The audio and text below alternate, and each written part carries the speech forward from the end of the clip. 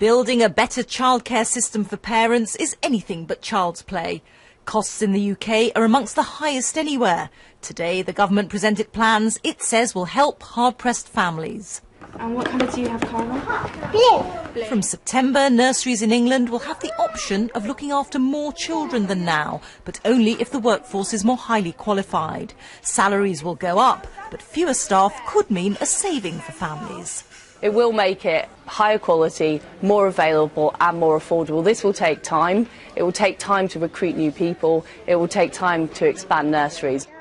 So what do parents at this South London nursery make of relaxing the ratios? I think that would be a welcome change. I think the nursery costs are really untenably high.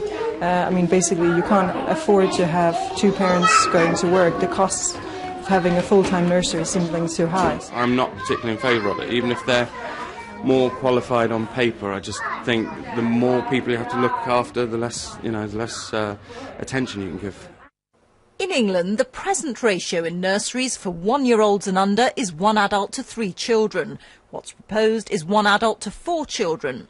2-year-olds at present have 1 adult to 4 children, and the proposed change is 1 to 6. Last year, 25 hours of childcare a week for 2-year-olds cost an average of more than £5,000. Kidsunlimited is one of the largest nursery chains. Will loosening the ratios mean savings for parents? Not necessarily. I don't think it's a straightforward equation. I think we'd have to look at all of the issues involved, and obviously I can't speak for other providers, but certainly at Kidsunlimited we have no plans in the short term at least to be reducing our ratios. Finding good quality childcare is hugely important for parents, but it's expensive and many women are put off going back to work because of the costs. But some fear that government proposals for fewer staff could mean lower standards.